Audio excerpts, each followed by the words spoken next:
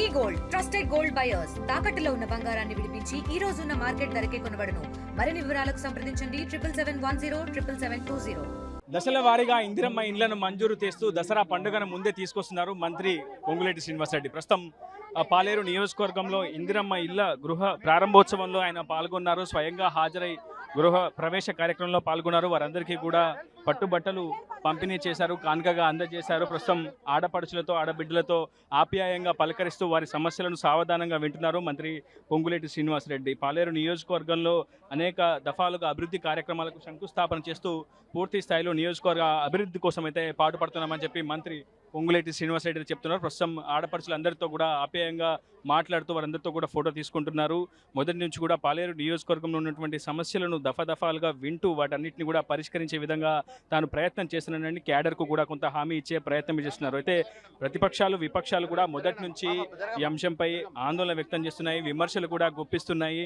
ప్రధానంగా తెలంగాణ రాష్ట్రానికి సంబంధించి ఆర్థిక పరిస్థితి కొంత అయోమయంగా ఉందని, మొదటి నుంచి కూడా అప్పుల భారంలో రాష్ట్రం కూరుకుపోయిందని, సంక్షేమ పథకాలకే పూర్తి స్థాయిలో నిధులు వెచ్చించాల్సినటువంటి పరిస్థితి ఏర్పడిందంటూ కూడా ప్రతిపక్షాలు విపక్షాలు విమర్శలు గుప్పిస్తున్నటువంటి పరిస్థితి కనిపిస్తుంది. ప్రస్తుతం మంత్రి పొంగులేటి మనతో ఉన్నారు. ఆయనతో మాట్లాడే పూర్తి విషయాలు తెలుసుకునే ప్రయత్నం చేద్దాం. సో దఫాలుగా విడతల వారీగా ఇందిరమ్మ ఇళ్లను మంజూరు చేస్తున్నారు. స్వయంగా మీరే హాజరవుతున్నారు. సొంత నియోజకవర్గంలో ఎన్ని ఇళ్లు మంజూరు చేశారు, ఎట్లాంటి అనుభూతి మీకు ప్రజల నుంచి వినిపిస్తుంది? రాష్ట్ర వ్యాప్తంగా 4.5 లక్షల ఇళ్ళు ఇస్తూ ప్రతి నియోజకవర్గానికి 3,500 ఇళ్లతో పాటుగా గిరిజన ప్రాంతంలో ఐటీడీఏ ప్రాంతంలో 23,000 ఇళ్ళు అదనంగా ఇచ్చాం. చెంచులు వారి ఉప తెగలకు సంబంధించి 12,000 ఇళ్ళు అదనంగా ఇవ్వటం జరిగింది.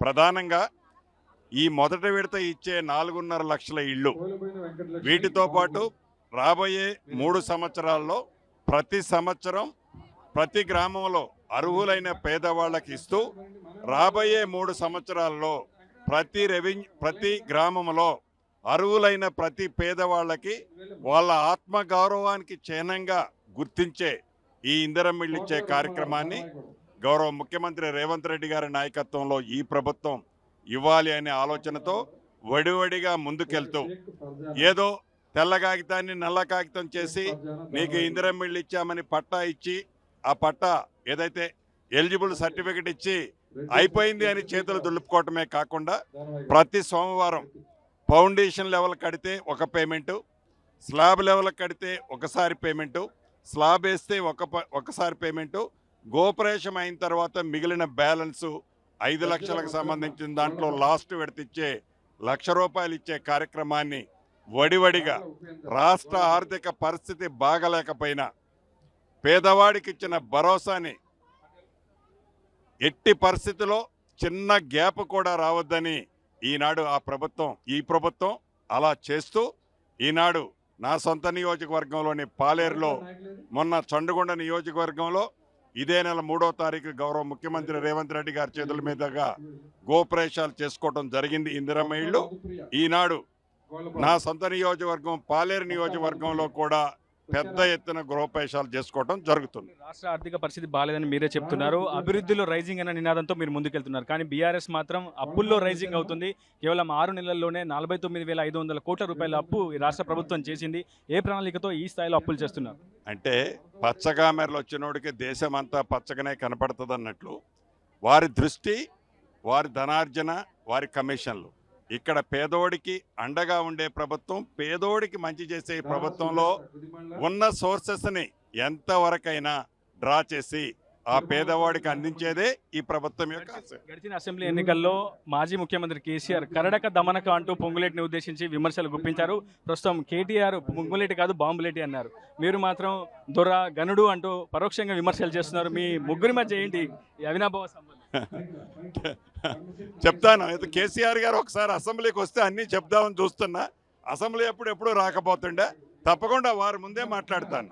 మొత్తంగా ఒక పండుగ వాతావరణం అయితే ప్రస్తుతం పాలేరులో క్రియేట్ చేసే ప్రయత్నం కాంగ్రెస్ చేస్తుంది. స్వయంగా గృహ నిర్మాణ శాఖ మంత్రి పొంగులేటి శ్రీనివాసరెడ్డి గృహ ప్రారంభోత్సవాలకు హాజరై ప్రస్తుతం వారందరినీ ఆప్యాయంగా పలకరిస్తూ ఆ కార్యక్రమాలకు చీఫ్ గెస్ట్గా హాజరయ్యారు. ఏదేమైనప్పటికీ అటు గతంలో మాజీ ముఖ్యమంత్రి కేసీఆర్ కూడా ప్రజా ఆశీర్వాద సభల పేరిట పాలేరులో నిర్వహించినటువంటి సభల్లో కరడక దమనక అంటూ పొంగులేటిని ఉద్దేశించి కామెంట్స్ చేశారు. ఆ తర్వాత కేటీఆర్ కూడా తాజాగా పొంగులేటి కాదు బాంబులేటి అంటూ కూడా అనేక కామెంట్స్ చేశారు. ప్రస్తుతం కేటీఆర్ కూడా బచ్చా అంటూ కూడా గతంలో పొంగులేటి చేసినటువంటి కామెంట్స్ కూడా ప్రస్తుతం రాష్ట్ర రాజకీయాల్లో చర్చనీయాంశంగా మారాయి, వివాదాస్పదంగా మారాయి. గతంలో అదే బీఆర్ఎస్లో చాలా కీలకంగా వ్యవహరించినటువంటి పొంగులేటి శ్రీనివాసరెడ్డి ఆ తర్వాత పూర్తిగా సొంత రాజకీయ వేదికను ఏర్పాటు చేసుకున్నారు. ఆ తర్వాత తెలంగాణ జనగర్జన సభ పేరిట కాంగ్రెస్లో చేరిన తర్వాత పూర్తిగా సీన్ మారిపోయిందని చెప్పుకోవాలి. చాలా దూకుడుగా వ్యవహరించే పొంగులేటి శ్రీనివాసరెడ్డి మొదటి నుంచి కూడా ప్రజాబలమే తనను గట్టెక్కిస్తుందని, ప్రజాబలం ఉన్నంత వరకు తనను ఎవరు అడ్డుకోలేరంటూ కూడా కామెంట్ చేస్తూ వస్తున్నారు. ఏదేమైనప్పటికీ రాష్ట్రంలో చాలా కీలక మంత్రిగా 3 శాఖలకు ప్రాతినిధ్యం వహిస్తున్నటువంటి మంత్రి పొంగులేటి పాలేరు నియోజకవర్గ ప్రజలకు ఇళ్లకు పూర్తిగా సంక్షేమ పథకాలను చేరువేసేందుకైతే ప్రయత్నం చేస్తున్నారు. ఇదే వీడియోలో సాయంత్రంతో రిపోర్టర్ ఉదయ్, RTV పాలేరు నుంచి. తెలుగులో ఫాస్టెస్ట్ న్యూస్ ఇప్పుడు కొత్త అవతారంలో 5 సెకండ్లోనే పూర్తి వార్తా సమాచారం మీ చేతిలో.